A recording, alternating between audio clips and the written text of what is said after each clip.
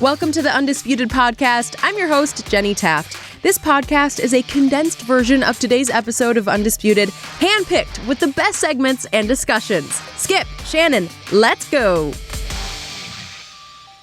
Good morning. Happy Monday. Welcome to Undisputed live from Los Angeles. I'm Jenny Taft alongside Skip Bayless and Shannon Sharpe. Guys, good morning. Yeah, you glad to have me back, aren't you? Yeah, so how was it for you two in Canton over the Well, weekend? look. I just want to know.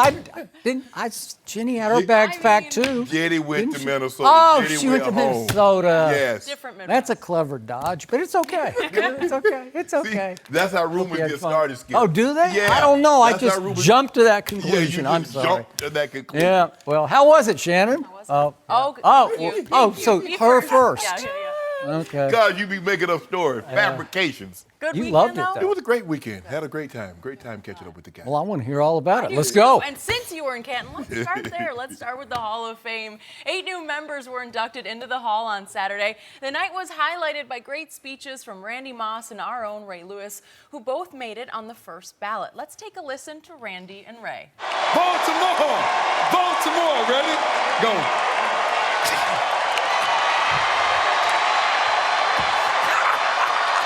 There's somebody sitting home right now. There's a young 10-year-old kid sitting home that don't have a father. And he's ready to join the gang. He's ready to give up. I'm telling you, don't give in. And don't ever give up. That ain't what we do. Bill Belichick, I'm not gonna forget about you. I want to thank you for being a friend when it wasn't always about football. You showed me how much I love the game. You challenged me every day to go out here and be great. For all my teammates, coaches, equipment managers that's in attendance today, I want to thank you all, because it doesn't take one, it takes all 11 of us, all the way from the streets of Rand, West Virginia. Maxine Patricia Moss, we are in the Pro Football Hall of Fame. God bless and have a good night. Oh, I love your. I could listen to those all day. Gives you the chills. Shannon, what was your biggest takeaway from the weekend? It was a great weekend. It's always good to get back, Skip, and catch up with the guys, because we don't get a chance to get together much, Skip. Basically, it's the Hall of Fame or the Super Bowl. They invite a lot of the guys back, and so it's not very often that we're able to get together and catch up. But this was a great weekend. I've known Ray for over 2 decades, and I had a feeling I knew kind of where his speech was going to head. I think the biggest takeaway is that he had the Madonna mic and that he spent like 0 seconds actually behind the podium. 0. So this is kind of. But he spent 33 minutes speaking. He did, which is not the longest. No, Brett Favre still holds the Brett record. Favre holds You it. should have 36 told minutes. Ray, you should have encouraged him to go for broke, go for the record. Well, I think he was going for as long as he possibly could. And I like his message. I understood. And I knew, kind of like I said, I've known Ray for 2 decades, so I had an idea of where he was going to go with his and the message that he was going to try to get across. I was shocked with Randy Moss because I didn't know this about him. Skip, people think because you play in a league with someone, you know that person. I did not know how much faith and family meant to Randy Moss. I didn't know how much football meant to Randy, because there are times it looked like he could care less about Agreed. football. Yep. But hearing him talk and about his faith, and hearing him talk about how his family and his mom in particular, growing up in Rand, West Virginia, and we remember the documentary they did, I think it was 30 for 30, and his upbringing and how it almost got derailed. To hear him talk, Skip, I was really, really impressed with Randy Moss. He impressed me. I learned things about him that I didn't already know. And the biggest thing was his tie. The names, the Eric Garners, the Sandra Blands, the Tamir Rices, the Alton Sterlings, the people that tragically lost their lives at the hands of police brutality, and what some of the players of the NFL, why they're kneeling, why they're raising their fists, why they're trying to raise awareness. Skip, the Hall of Fame started in 1963, the Pro Football Hall of Fame, and I think far as back as 1970, they're on television. So when you look back 25 years from now, you're going to be able to look at that tie, and I'm sure there'll be people, who are those names? And then they'll Google, and then they'll understand. Yep. And for Randy to tell these families, you're not alone, you're not forgotten, we still think about you, we still here fighting for you and others like you. It was great. But to hear Randy get up there, and all the speeches were good. Bobby Beathard, I know him. I was in the league when he was a general manager. Urlacher played against him. He's one of those guys. You don't see linebackers his size, Skip. 6'4", 250 pounds, and could run.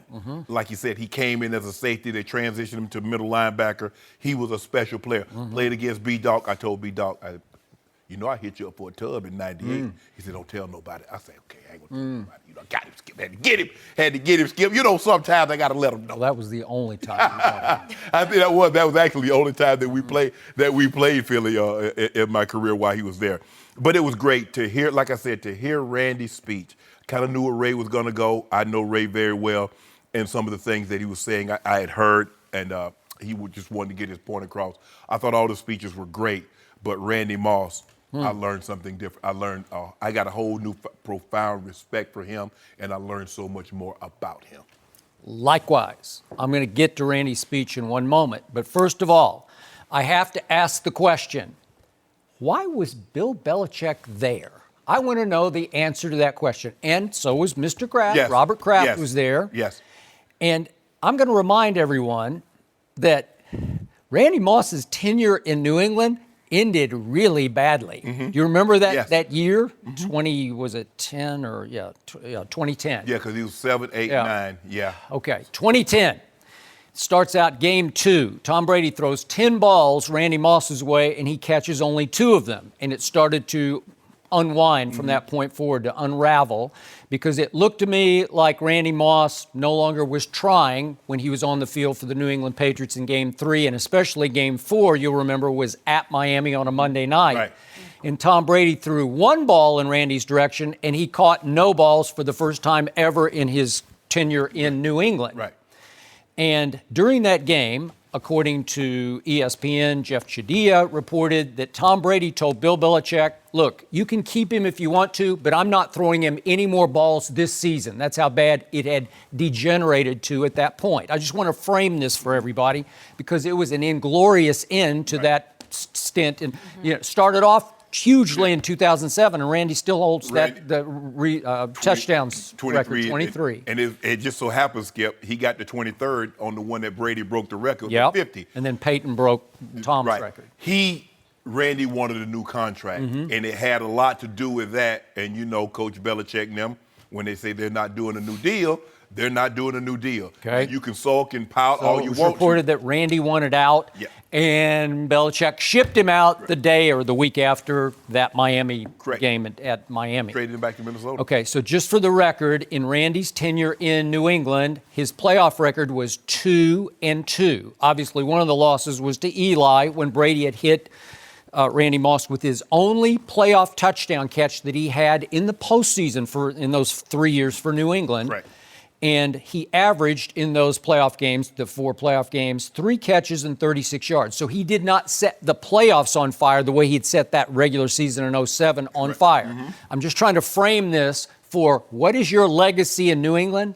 Yeah, you didn't win the championship, even though you should have. It took the luckiest throw in the history of the Super Bowl. But you didn't win it. Right. Your restaurant closed, right? Okay, so the point is, then why would Belichick and Kraft show up for this induction? I don't know. It surprised me. And then Belichick, last night, he was at the Red Sox game sitting up in the owner's box. And I'm thinking, well, I guess he's trying to one-up Brady by saying, gee, if you're going to miss all the OTAs, well, then maybe I can take some nights off in training camp, But right? Skip, the fans in New England, they still revere Randy because of what he was able to do.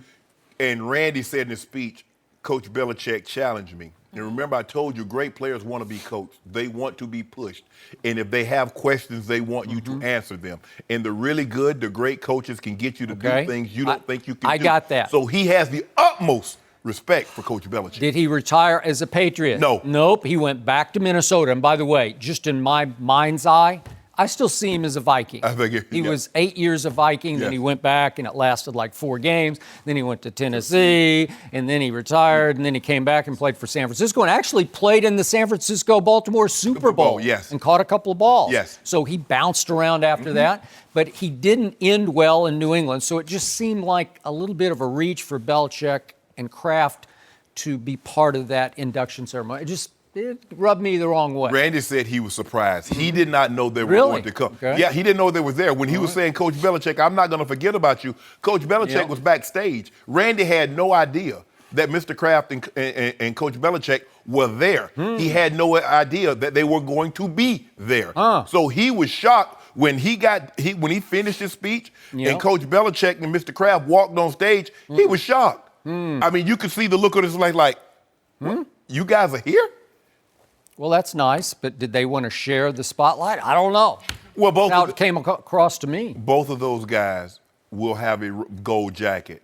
The moment Coach Belichick, they should go ahead and just, like I said, there are some players, they should just go ahead and waive the 5-year wait. Coach Belichick, just go ahead and waive the 5-year wait. Mr. Kraft, I say within the next 5 years, he will have a gold jacket. Well, did Belichick want to get inducted that night? Like, is it an add-on at the end? Let's just go ahead and put him in the Hall of Fame. Well, I don't know. He might wear flip-flops. He might. So, now to the speeches. You knew and I knew exactly what Ray was going to do. And he did Ray. We got Ray sitting right here this football season and last football season on Undisputed. And we get that right here. He's very animated. Fire and brimstone preacher is Ray Lewis. That's him. And he did Ray. And it was great, but it was anticipated great. I did not see Randy Moss coming, and he stole the show. I'm sitting with Ernestine watching this, and she says, God, I love this guy, but she doesn't really know him as a player. And I said, well, trust me on this. The time he spent in Minnesota, I'm not sure you would have loved him. Loved him? Like, there was one controversy after another in which he was verbally abusive, obviously to referees, to all people in authority, to sponsors, to teammates, to coaches. It was just one incident after another after another. If she wouldn't have liked him in L.A., she would have despised him in Oakland. She would have despised. Well, he just sort of took the year off in Oakland. Which he was prone to do. But I still love, I said Randy Moss for me was a first ballot Hall of Famer. But all of a sudden, to your point, he starts off with faith, family, and football. And I said, whew, where did that come from? Who is this guy? And I bought it because he sold it genuinely. He didn't even need to sell it. It just came across like straight from the heart. It did. And I said, where did this spirituality come from? I didn't know he was a spiritual, and he just went on and on about how important God is in his life and how God and family come first and always came first. And actually said he retired at that one point because he had to go put his family back in order. Remember that? And just going back and forth with his wife about it. And I saw a new guy. I saw a changed man that seemed genuinely changed. I don't know if his time on television has sort of helped him come out of his shell. I don't know. You could speak to that. He's grown and matured, Skip. And I was talking to someone. I said, had this Randy Moss that we're listening to tonight, had he been his 13, 14-year career, we're having a discussion today, Skip. Randy might have been better than Jerry. He had that kind of ability, Skip Bayless. Had he had the maturity that he showed Saturday night, had he shown that in his 13, 14-year NFL career, Skip, we're having a serious, honest discussion that Randy Moss might be the best receiver to ever play in the NFL. Well, he was the most devastating deep threat I ever saw. Nobody could cover. The combination that he had, he was 6'4", he could run sub 4.3, he could have a 40-plus inch vertical, so he could high point the ball. And he had great hands. Not good hands, he had great hands. And tremendous run after the catch. And he could eat up the cushion because normally long striders, you're like, okay, he's not moving that fast. But he could eat up the cushion so quick. But the maturity that he's shown since he's been out of the league, and you watch him grow as an analyst, and you watch him grow as a father and as a person, you're like, damn, Randy, why? Sometimes it takes us longer to become the person that we want to become, that we need to become. But the fact of the matter is that he became that person. Sorry that it took so long. But Skip, he was special. Can you imagine if he had been that person as a rookie in Minnesota with Chris Carter? Do you realize what that person could have done if he was locked in every game and trying 1,000% every snap? Do you know what would have happened? All time would have happened. Uncoverable would have happened. We saw what happened when he got happy in 2007 with Tom Brady, right? Maybe it was a combination of a lot of things. Maybe it was a combination of all of a sudden Chris is not there to hold him accountable. Yep. Maybe Denny Green's not there to hold him accountable. He's the top chief. And when you're that, Skip, and you're as talented as he is, coaches that's coming in, maybe first-time coaches, they don't hold you accountable as Denny. Denny held guys accountable. Chris Carter was there somewhat of as a mentor. It's like, okay, nah, bro, that's not how we're going to do it. That's not how we do it. And so maybe he kind of lost his way a little bit. But listening at him talk, Skip, there's no question in my mind. We're having a different discussion today had he been the player in 13, 14 years that we saw on that stage on Saturday night. We're going to talk much more deeply into the Terrell Owens and his private induction ceremony. Yes. But just to frame this for you, I've always said that Randy Moss was in another league from Terrell. And I covered several games in which they went head-to-head, even though obviously they don't cover each other, but they're on the same field at the same time. Randy Moss rose to every one of those occasions, not so much for Terrell. Randy Moss had high intangibles. Like when it was time, he could turn it on, but he had to want it. He had to decide, oh, today is important to me because Terrell Owens is on the other sideline. So watch this. I was at that one game in Minnesota. In fact, it was the Greg Knapp game when Terrell ranted in front of Greg Knapp on the sideline. I remember. That classic video. And after the game, that was when Terrell Owens, he stood on a sort of a little literal soapbox in the locker room, and he campaigned for Jeff Garcia to be replaced by the backup quarterback, Tim Rattay. So that was how Randy did that to him. He put him in that position of, I'm devastated. I got to fight back here. Maybe I need a new quarterback. I need a new coordinator. Because Randy Moss was spectacular. And in most of the head-to-heads, Randy Moss just took the game over because when he decided I'm going to do this, no one could cover him. Skip, the thing is that when you have two great players and they play the same position, you're watching. When the other's on the field, you're standing on the edge of the sidelines and you're looking at see what's going on. When you don't play each other, you read the paper, you look and see what the highlights are. So you know what's going on. When I played against Tony, when I played against Ben Coates, I wanted to see what they were doing. I would read the paper. And I think the thing is that they had a healthy competition. I don't know if per se they were friends, they were friendly. And that's okay. But I don't want you to come to my building and show me up. I don't want to go to your building and have you show me up. So T.O. was like, they giving him opportunities because Randy wasn't coverable. They put the ball up. You look at Dante Culpepper, you look at Randall Cunningham, you look at all the guys, Brad, you look at all the guys that threw it to him. There was not a situation like, well, he got somebody on the throw. No. The 50-50 balls was really like 85-15 in his favor. Agreed. There was no 50-50 ball. It was 85-15. And T.O. couldn't understand. It was like, hey, I want that same opportunity. I'm equally as good as Randy. But that's not how the West Coast offense works, Skip. It went boom, boom, boom. And if you were covered or the quarterback, he was going somewhere else immediately. But that's not what they taught in that offense.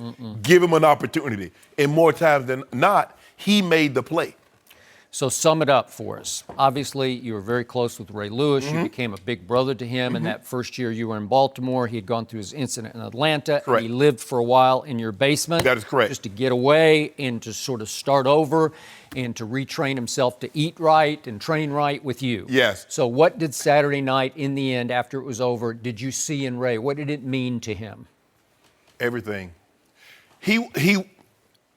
I saw him. I went to his party on Friday night, Skip, and he walked up to me and he was like, Shay, he says, I've never witnessed or been to anything like the Ray Nitschke luncheon. He said to see that greatness and to have them speak. That's that Friday. That Friday. That's when, they take the pictures, all the Hall of Fame, all the gold jackets, you take a picture. The new inductees, they're sitting down, they have their golf shirts on. And it's private. It's private. Only Hall of Famers in there. I think maybe once or twice they've allowed a report in there, but for the most part, it's only Hall of Famers and the new inductees. There's some roasting going on, like some. The new inductees can't talk. Okay. They're not allowed to speak. Only the guys that have the gold jackets are allowed to speak. And so a couple of the guys that went in the year before, they tell them about what it's like, and then the old guys will stand up and what this means. You're a part of a team now. This is not he was better, that one was better. You're a part of a team. That's great. What to expect, what they expect you to do, because now you're no longer representing you, you're representing us. Ooh. So any negative thing that you do reflects negatively on us. And Ray couldn't stop talking about it. He's like, Shay, man, to be in that room and to see Butkus and to see Mean Joe Green and to see all these guys that you grew up watching, and I'm like, I'm in the room there with them. And we're gonna talk about it with T.O. That's what you. That's what he will miss. That. Yeah. That. Right. Skip, it's an unbelievable honor to be there. All these guys that you grew up. Like I said, Jim Brown has been around a lot, cause in Cleveland, and Art Modell. So Jim is around, and some of the guys, Lenny Moore, he's at practice once a week. Lenny's 84 years old, but once a week he's at a Baltimore Ravens practice. But to be there and to see that, Skip, and see all the guys how they're hugging and they're laughing and they're talking, and just. It's like a bunch. If you didn't know better, you swear a lot of these guys, they range in age from 45 to 85, and they're carried on like we're in high school. It's great. It's the greatest team ever. It's great. Yep. It's an unbelievable feeling. Way to go. The story is just, thank you for sharing. Thank you so much. I'm glad it was such a good time. Okay, the president went after LeBron over the weekend. Skip and Shannon will react to that next. No mercy. LeBron James was interviewed by CNN's Don Lemon last week and was asked about President Trump. LeBron said, quote, he's dividing us, and added that he would never meet with the president. On Friday, President Trump tweeted LeBron James was just interviewed by the dumbest man on television, Don Lemon. He made LeBron look smart, which isn't easy to do. I like Mike. The I like Mike obviously means Michael Jordan, who put out this statement, I support LJ. He's doing an amazing job for his community. Shannon, what is your reaction? Skip, I'm not surprised that President Trump took this stance. We know he's been openly and blatantly critical of black professional athletes or black politicians that he feels take shots at him or do not pay him the respect that he feels the office of the president deserves. He looked at athletes in the NFL that kneeled as SOBs. He called Maxine Waters, who's a House of Representative. Yep. He called her low IQ. He said Don Lemon was dumb. He said LeBron is unintelligent. He says if you come from Haiti or one of these African countries, it's a poop hole country. He did. So we know what he said. Although Greg Popovich, every chance he gets, throwing hand grenades his way. Steve Kerr, every chance he gets, throws hand grenades his way. Not one word earned. Dan Rather, who's one of the great newsmen of our generation, Skip, go way back. Yep. Every day he's on, not a word. So we see what he's doing here, Skip, and this, now it's not even dog whistle. He's just openly and blatant with it, and this is what I said all along. He's going to give a rise to a segment that feels it's okay to come out. Now I'm emboldened because I hear what he says. So if he says it, President of the United States, I can't be held to the same, I can be held to that's easy. If he's held to a standard where he can say whatever, who am I, Skip? So I should be able to get away with it. So I'm not surprised, but he picked the wrong guy and he picked the wrong week. Skip, this interview was done on Monday. Don Lemon re-aired it on his show on Friday. and LeBron has been more critical. At one point, he called him a bum. Skip, all he said that he believed that in this interview, he believed that President Trump is trying to divide the country. And I believe he's using sports to do it. That's all he said. Yep. But that's not what ruffled Mr. Trump's, President Trump's feathers. It was when Don Lemon asked him, would he be willing to sit down or sit across from President Trump? And he said, no, but I would sit down and sit across from Barack. That what did it. You don't want to sit, because think about all the dignitaries from near and far that wants an opportunity to sit down, sit across from President Trump. And here it is, LeBron James, Skip Bayless. African American, in America. I'm the president, the highest elected official in the land, and you don't want to have a conversation with me? You don't want to sit across from me? No. The man opens. How can you say someone is unintelligent? The guy's probably worth $500 million. And when they say, well, he started on first base or he started on second or third base, LeBron James didn't even have a bat. He started from scratch. And to get with no college education, with no dominant father figure, he didn't have a dad. Now, and he mentions as he got older, he got with people that treated him like his son and became dominant male figures in his life. But to get to where he got to, Skip, and to be able to do, he opened a school. Kids get breakfast, lunch, Skip, they get snacks. They go to school from 8 to 5. He says, I want a lot of the time because I want them to think that there's a better way than what's out there on them streets. All the great education. Your mom and dad, if they don't have college education, don't worry, we're gonna get them a GED. We're gonna try to find them jobs. We're gonna get them placed. We're gonna make Akron better. And guess what? If you stick with this program and you graduate high school, go to University of Akron on my dime, on my foundation's dime. But he's unintelligent. Skip, the one thing, if there is a good thing about being 50, is that I know when a white person says someone is unintelligent, when someone says, because that's what's been said for the longest time. See, I see those I understand. He's taking shots at blacks because in his base, and we know that's a distraction. We hear what came out over the weekend, Skip. He knew that was coming out. Yep. So he uses this as a distraction. But you picked the wrong guy to say who's unintelligent. I'll talk about Michael's statement after I hear what you have to say. So, to me, this is nothing short of pathetically comical on the president's part. To even suggest that LeBron James is dumb is just plain dumb. As I say over and over on this show, LeBron James has the highest IQ in basketball. And to me, in making off-the-court career decisions, no athlete has ever been smarter, longer than LeBron has. He just doesn't make a bad decision. And when it comes to talking about or taking stands on political or social or racial issues, has any athlete in the history of sports ever been more eloquent or insightful or courageous than LeBron James has? I don't think so. I could be wrong, but I don't think so. You know who he's on par with, Skip? Ali. He is. He's our Ali. It's different than Ali. Yeah. Because it was like Ali versus the world, but LeBron is leading a whole community forward. He's become a spokesman, and it's a beautiful thing to watch because it's not easy to do. No. Even the president's wife, the first lady, defended LeBron on this one. Yeah. So I'm just going to suggest that maybe even some of President Trump's supporters might have sat back on this one and said, hold on just a second. I think, Mr. President, I think you went a little too far with this one because not this guy. Right. Not this guy. You could maybe go over here, but you can't do that guy. And obviously, in the end, this only helps LeBron. This will make him even more popular and more beloved, which is great because he deserves it in this venue. So, to me, obviously, I've criticized LeBron for basketball meltdowns. I even criticized him for the language he used in the pep talk to his son's 13-year-old team the other day, the AAU team. But in the big picture, you can't even start with this guy.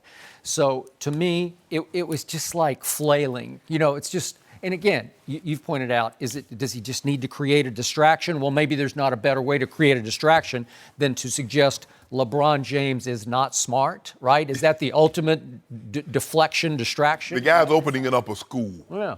And you're going to say well, come on. Well, that's why I'm saying this is just comical to me. It's hard to even take it very seriously. But go on about Michael Jordan. I was disappointed in his response. It's so far removed. His PR person releases a statement and says, I support LJ for what he's doing in his community. Skip, I believe if President Trump would have said, there's some dumb reporter that's sitting down with an athlete and making him look smart, which is very hard to do, a simple response might have been in order. But President Trump didn't do that. he went Don Lemon by name. He went LeBron James by name. He did. So when he does this by name, I believe the retort should also name him. And it should also be equally as harsh.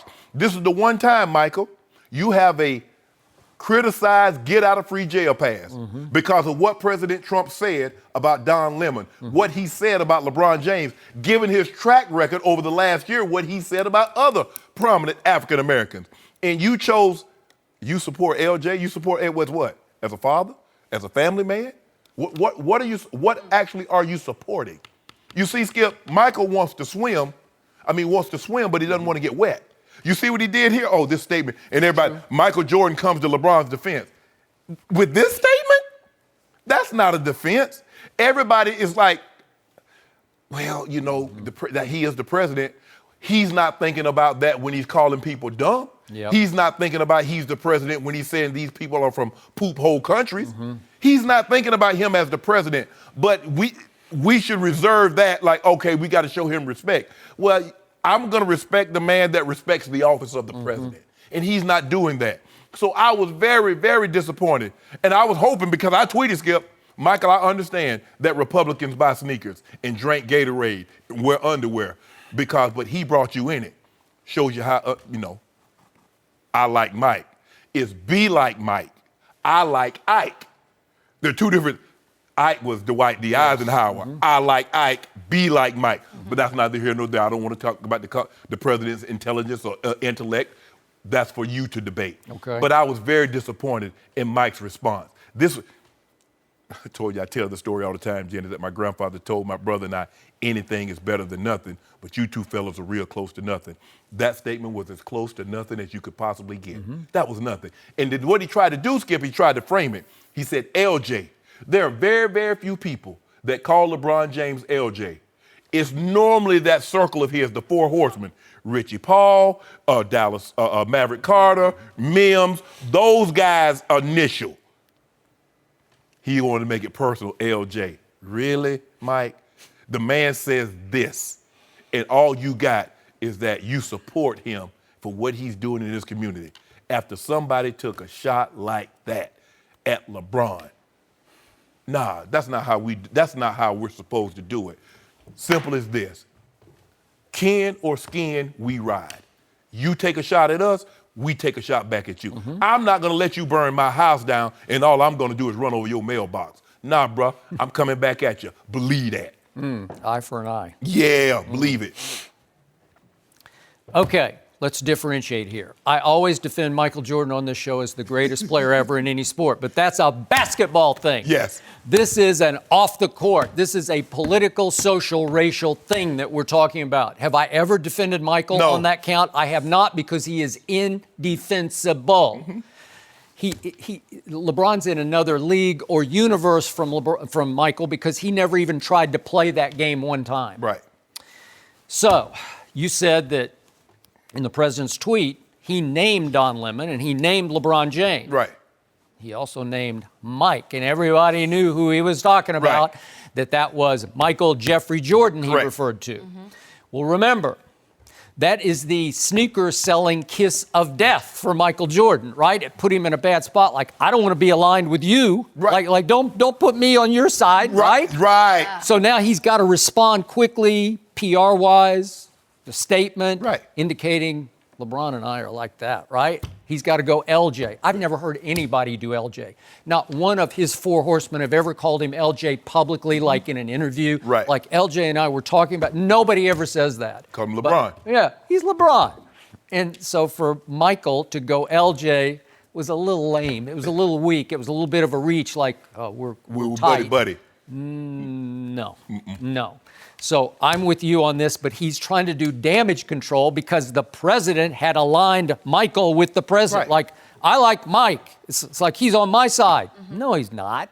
He's not on your side, but he's on nobody's side. Right? Right. And that's how he looks at it, Skip, because he looks at it like, okay, there are people that in his base or whatever that buy sneakers, but this is the one time, Skip, he had to criticize the president, get out of free jail pass, because he could have said, Mr. President, I disagree with you, and this rhetoric and these comments, they're divisive, and they do not help. Too far. That's too far to go for him. You can't get him to go that far. He's got to stay on the surface and just try to unalign himself with the president to protect his Jordan brand. Well, you can't go swim without getting wet. All right. Well, that's what just happened. That's exactly what happened. Well, and by the way, that line that Republicans buy sneakers too, that was about the 1990 Jesse Helms Senate race in North Carolina. And it was in Sam Smith's first book, The Jordan Rules. And it was supposedly a friend told Sam that Michael said that. And then there was a lot of disagreement about where it came from, and it's kind of stuck to Michael. I'm not sure he said that, but do I think that's sort of his sort of MO in life? Yeah, I do. But at some point in time, Skip, at what point in time I can assure you, he's not going to lose 20 million people, 10 million people are not going to start buying Air Jordans because you criticize someone and you don't like the remarks that they're making. That's the problem. If every prominent person just sit there and say like, okay, that's the president, I don't want to get involved, we're in terrible shape. I know, but he just didn't want people to sort of blindly leap to the conclusion that he's somehow a Trump supporter, like that. That would be. No, we're not. Well, that's not a LeBron supporter because you talk about I support LJ. What you support him as what? What are you supporting LeBron doing? Because I know what President Trump said. And that's what you got. No specifics. That's my point.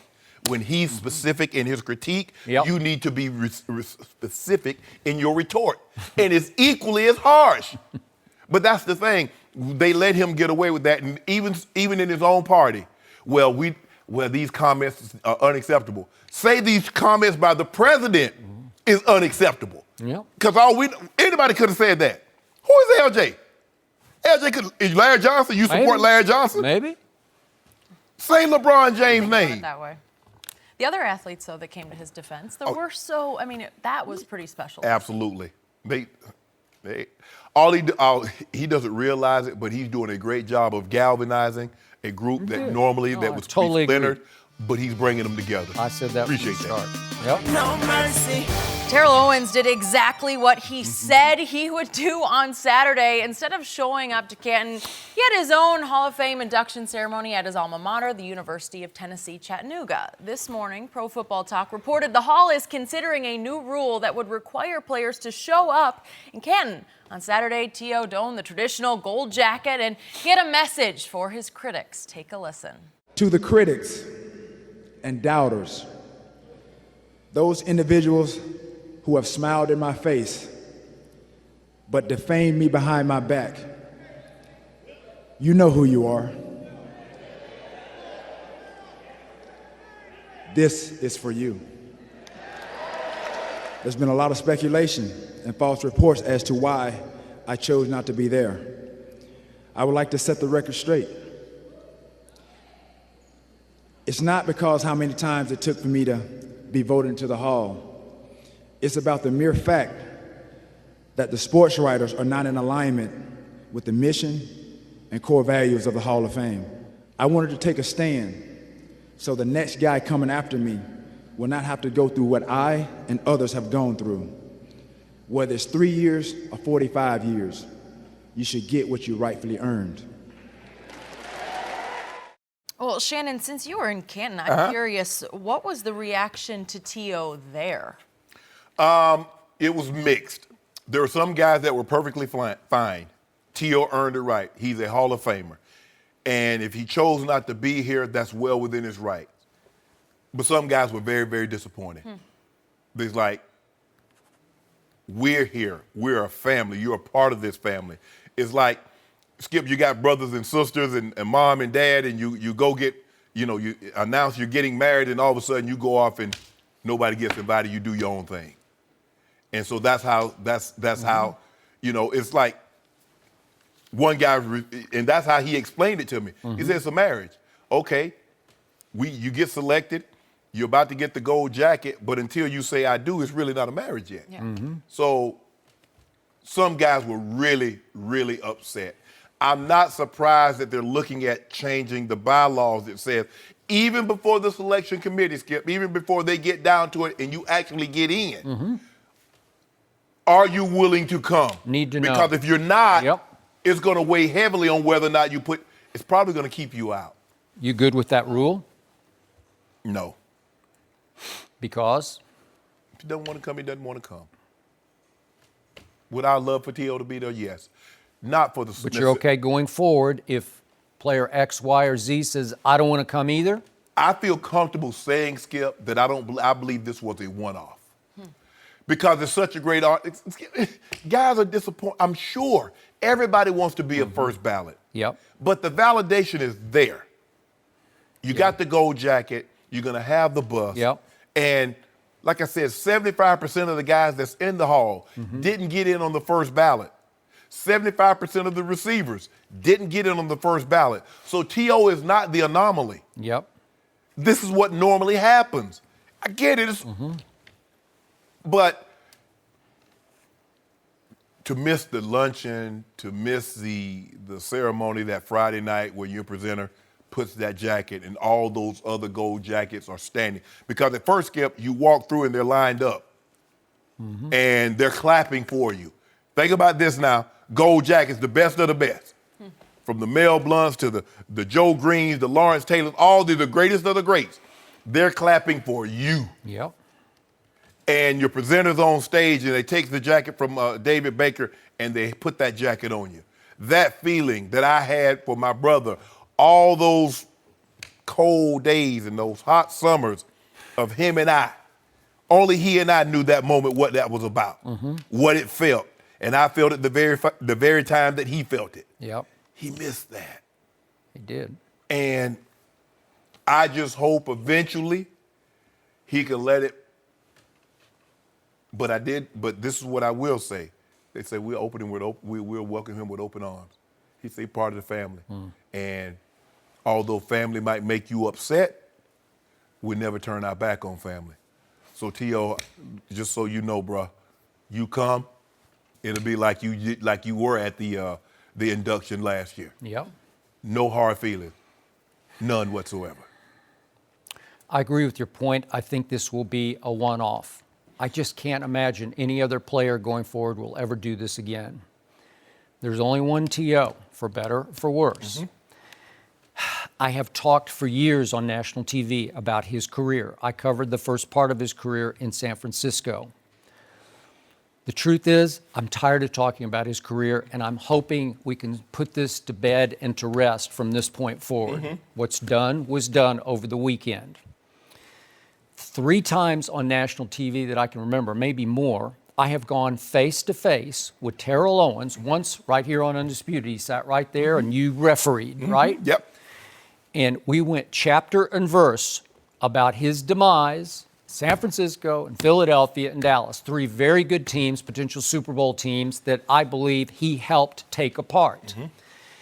And he came back at me with refuting every point that I made. So I haven't defamed him behind his back. I haven't lied behind his back. These are facts that I presented to him that he presented back to me in his view. Right. So it's up to the audience. You pick the truth. Right.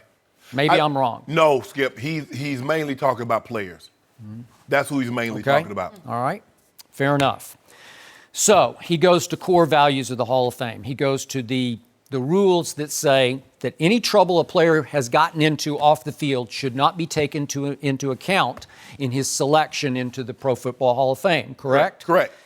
But many prominent voters, many of them friends of mine, though I'm not a voter, but many have been quoted publicly as saying, in this case, the trouble that Terrell caused was all within the football team concept and within the confines of football. It was in the locker room or in interviews about teammates or coaches or coordinators. Or the sidelines. Or the sidelines, or sometimes even in the huddle. So all I know is, as I've told Terrell, is that in his prime, at the height of his powers as a receiver, and he was all-time great. There's no refuting that. No. You've made his case many times across from me on this show. But in his prime, I was there. The 49ers and Terry Donahue, the GM, and Steve Mariucci, the coach, they could not wait to get rid of Terrell Owens and basically gave him away to Philadelphia, where in only his second year, he got sent home. and ultimately cut by the Eagles, where I thought it was going to be such a great landing spot for him because Donovan McNabb early on loved him, and then they fell apart, and Andy Reid fell apart, and Brad Childress fell apart with Terrell Owens. And the locker room was split down the middle. Hugh Douglas was angry and remains a little angry at Terrell, and we could go on and on about that. And he goes to Dallas. And he did last 3 years, but it didn't end well there in Dallas, where Bill Parcells had little to no use for T.O., and finally he was cut by the Dallas Cowboys. These are all in the heart of his prime. So in the end, none of this surprised me, what happened on Saturday, because in the end, Terrell is a grandstanding, blame-deflecting solo act who struggled to operate within a team context in the ultimate team sport that is pro football. He wanted so badly to be a basketball player, and I wish for his sake he could have been, because there are only 5 guys, 4 others on the court. You can have more touches in basketball, right? If you're the best player in the team, you're going to get it a whole lot more than the receiver's going to get the football. And yet, in the end, he even rejected the greatest team ever assembled, your team. He just couldn't stand it. He needed to keep the chip on his shoulder. He needed to keep his sympathy card. And he went to Chattanooga, and he did it. He almost upstaged what you guys did on Saturday night, because he did it earlier in the day on Saturday. At 317. He did. You know why the 317? No, I never heard that. He's the 317th member of the Pro there Football we Hall of go. Fame. Okay. And that way, he didn't have to share any of the spotlight with Randy Moss, Ray Lewis, or Brian Dawkins, or Urlacher. We can go on and on. He didn't have to share any. He got the total spotlight on him, and it worked. And it's actually PR genius if you want to go to just pure self-promotion, because he got a stage to himself. And all afternoon, I'm watching NFL Network and ESPN, and they're all showing snippets of his Chattanooga session. That was his session. So he preempted what you did. He upstaged you, and if that's what you want, that's smart. And another reason why I don't want it, because I don't want it to be known as the T.O. rule, because that's what it will be. He would love that. Giving him that attention. No. Okay, that's fair. Let him, look, if you don't want to, Skip, if you don't want to come, you don't have to come. That's your choice. He's earned it right. His accomplishments on the field says, you know what? He deserves a gold jacket. He deserves a bus. If he doesn't want to come partake in the ceremony, which is the doing the speech on Saturday, the Nitschke luncheon on Friday, or the jacket presentation Friday night, so be it. That's I mean. And then he took a shot at the Hall of Fame during his speech in Chattanooga, saying that it was even difficult for him to get his gold jacket early in Chattanooga. Well, I'm not surprised by that. No, they don't get those jackets. Come on. Skip, let me tell you how they do it. When you get the jacket Friday night, when they put the jacket on you, before you go to your hotel room, they take the jacket back. It's for Saturday night. Yes. It's for public consumption. There's a big national TV ceremony. Yes. And you're going to get your gold jacket, right? Yes. So they shipped his down to him. So that he could have it early. Right, because they're going to say, no, we're not going to give you yours early when no one else can get theirs until Friday. Yeah. And then they take it back from you. So the earliest that someone was going to see that jacket outside of the presentation was going to be Saturday. So he wanted his Friday. But I'm glad someone was able to drive it down, got that taken care of, and that's not an issue. He got his jacket. He's happy. I thought he did a good job.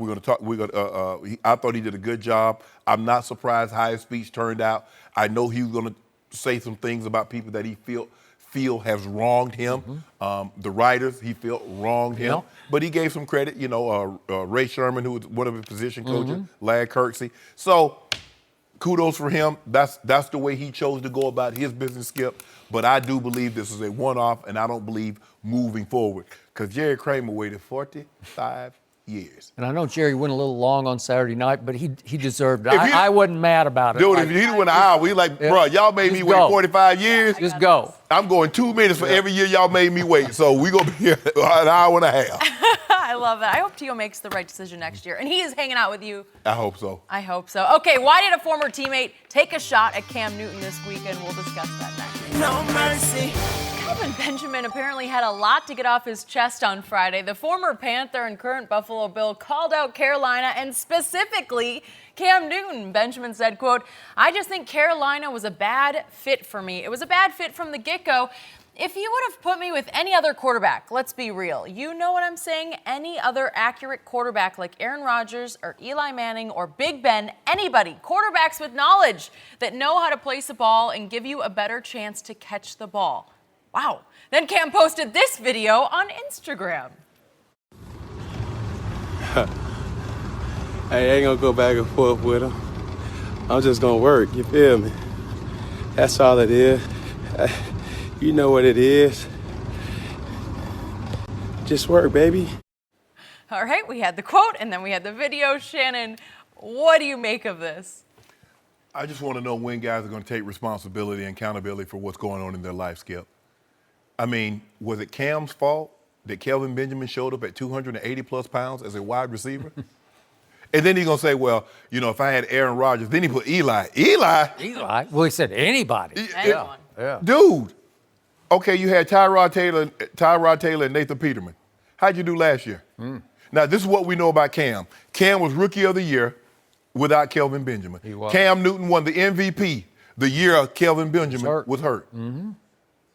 So, Cam was like, if I had Antonio Brown or Julio Jones, I would be more accurate. Good point. I'm throwing a football where I think a 6'4", 230-pound receiver should be. In actuality, it's a 285-pound offensive lineman out there trying to run a comeback or a dig route. Dude showed up at 280 pounds, but that's Cam's fault. Dude, you could do a lot worse than Cam Newton. Y'all make it. Is Cam Aaron Rodgers with his accuracy or Tom Brady? No. But dude, Cam Newton is an MVP. Cam Newton is a damn good quarterback. And for you to be upset, I don't know what's going on now. It was reported that he lost his mom, and I get that, Skip. Sometimes when emotion is high, logic is really, really low. But to come out and take a shot at Cam, talking about it was a bad fit, no. The buffet was a bad fit because you ate yourself out of a job in Carolina. That was the problem. And I'm tired of these athletes. It's always someone else's fault other than their own. You did that to yourself. Skip, his rookie year, he had 73 catches, over 1,000 yards, 9 touchdowns, 145 targets. Had 900 yards 3 years later, and then they's like, bruh, we can't. I mean, we see your work ethic. We see how you, come on, man. So you're in Buffalo. You don't have Cam. So now you say anybody. You got a bunch, you got Josh Allen, you got Peterman, and A.J. McCarron. So let me see what you're going to put that work in up there, bruh.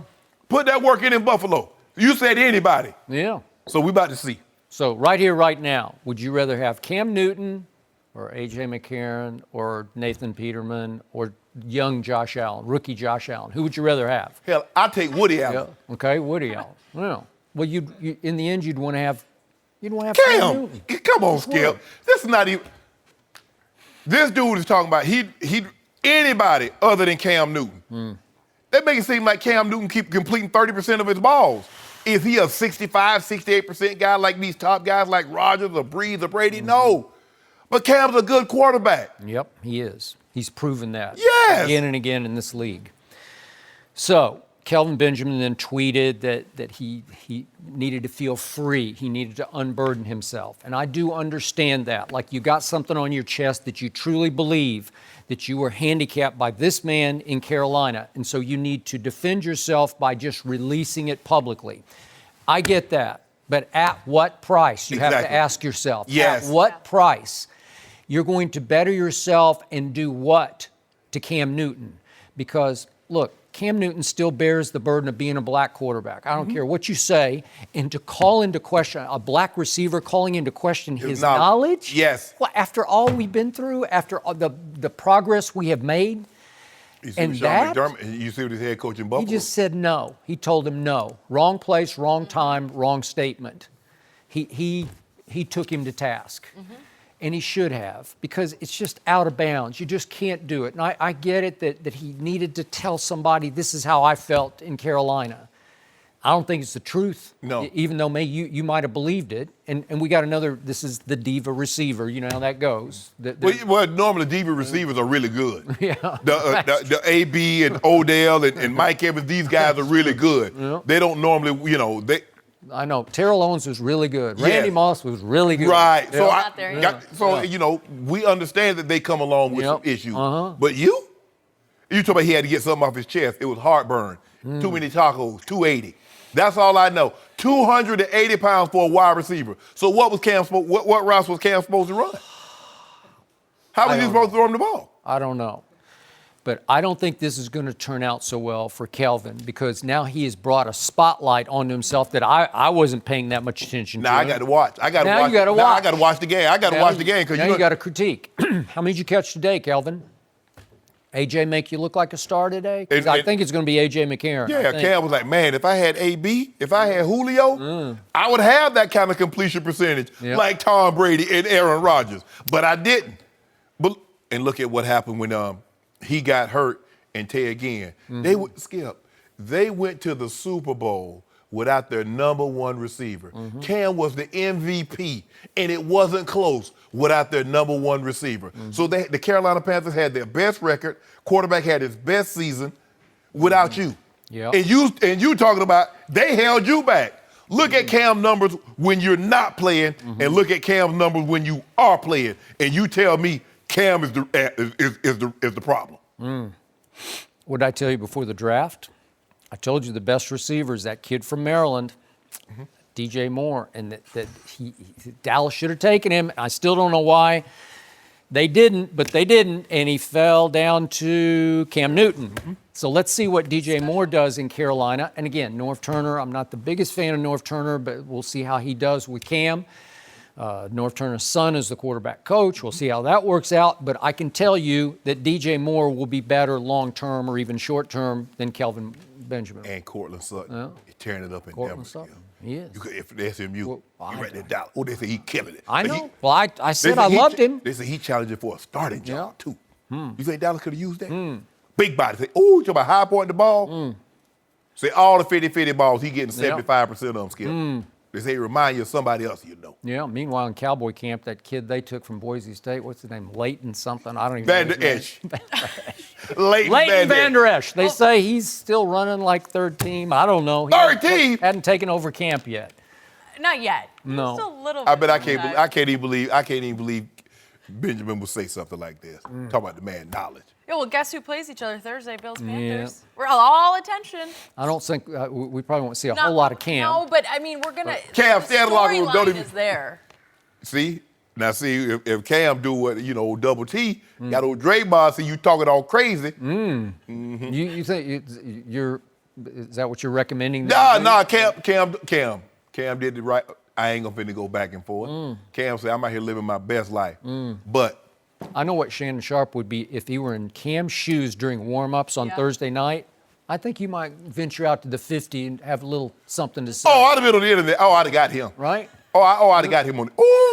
With this platform, with the IG and Twitter, I'd have got him. I'd have told him up. Yeah. Don't crush him. I'd have told him. I'd have got him. He knows what to do. Okay, well, you might not be happy with this Vegas because they're saying the Lakers will not win 50 games. What? This Vegas don't know anything. Are they right? We'll discuss that next. No, Vegas. Watch out, right. Vegas. No mercy.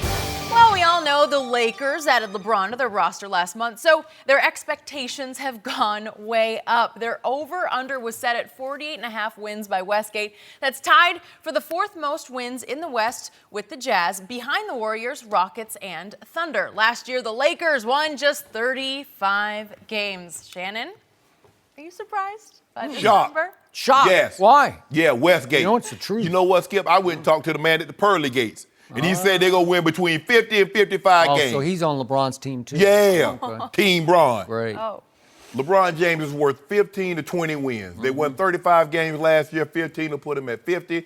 20 will put him at 55. Now, see. You want to go to 55? Hold on. You just said it. It came out of your mouth. You ain't got no problem. You keep going 55.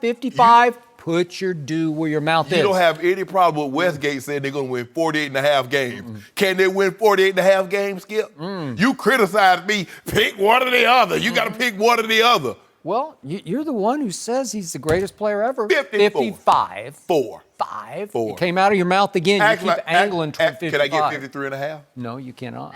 Nah. This is 48 and a half. Boy, I think that's even. But hold on. Really? But Yeah. even at 48 and a half, that got them at what, Skip? 4th. The 3rd seed, they got the OKC at 50 and a half. So they right there. And I've been telling you, they'll be 3rd, 4th seed. That's what I've been trying to tell you. And Westgate agreed with me. Where Westgate and I differ is the total, the number of wins we're going to have to get that 3rd seed. Okay. We're going to get 53. We're going to get 54 wins because I got to get that due. Which brings me to 4 teams I cannot fathom in this new Westgate projection. Let's look at the Portland Trailblazers, shall we? Yeah. They won 49 games last year and finished 3rd in the West. Yes. That's pretty good. 49 games. This has them at 41.5. Yes. So they had a, 7 and a half game loss. Yep. And they got worse how? Explain it to me. They got lost better how. who? They got better how. Okay, they're the same. Their starting 5 is exactly the same. Come down. They lost Shabazz Napier. Is that a 7.5 game good, drop? good, Oh, good. he did. He was a difference Unit maker. guy. Good and second unit guy. they added a Curry, maybe not Steph Curry, but Seth Curry, who can really shoot it. We had him on the show last year. He can really shoot it. And they still got Wade Baldwin IV, who's from Vanderbilt, and he can really. You saw him in the summer league. He can light it up, man. So I think he's going to start to play a role. Light it up. Okay, well, he did. He lit it up. But I'm just saying, Portland is not going to be worse. 49 games down to 41.5. That's just crazy. What about the to other me. teams? Okay, how about New Orleans? They caught fire late. They didn't have Boogie, obviously. Okay.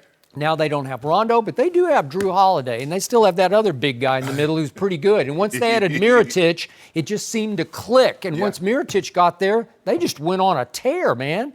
And what did they do to Portland in the first round? It was good. Okay. All right. So they're going to plummet. They're going to go down 2.5 games. I don't think so. They're going to be exactly what they were last year. They did not get worse.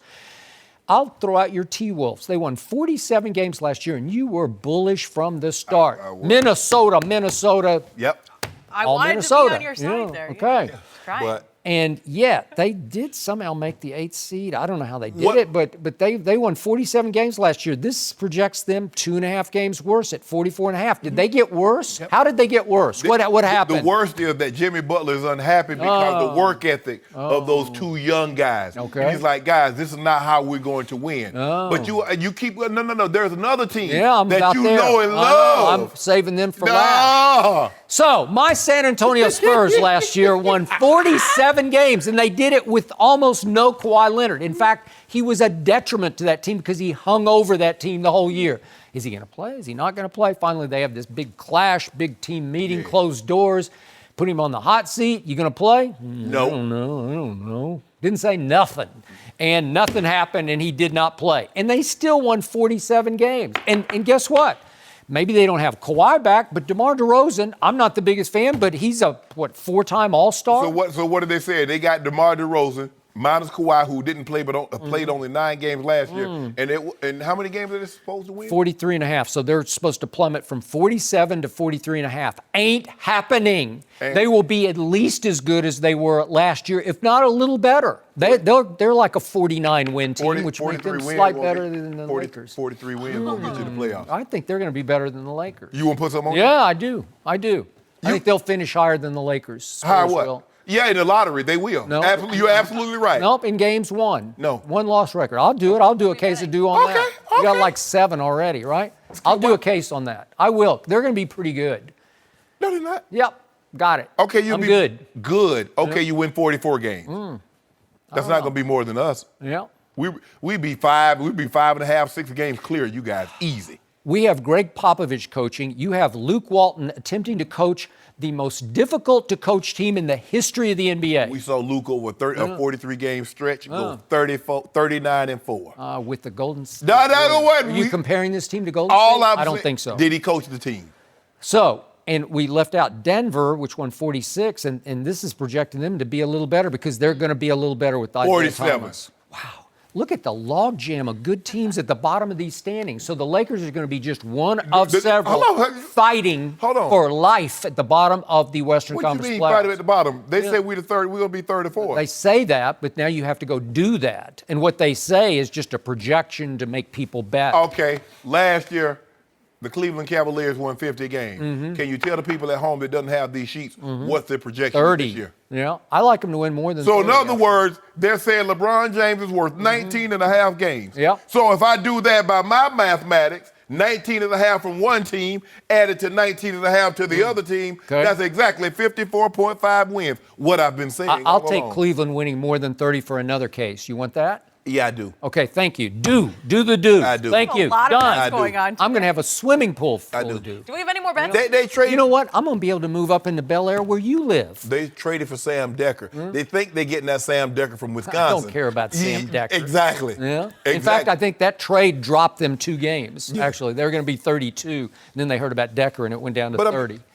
So, okay. So Larry Nance Jr. I mean, those guys playing well. Jordan Clarkson. Okay. I have to TT, say I you had like some double T? I love Diamond double Dew T. This weekend in Minnesota, I thought of Yeah? you. Big, Really? It's very popular in the Midwest. You Diet thought of Mountain me Dew. over the Oh, weekend? yeah, I just had some Diet Mountain Dew. I want to see what he was talking about. Wow. It's not that bad. Yeah, it's not that bad. It's actually bad. very good. It's bad for you. No mercy.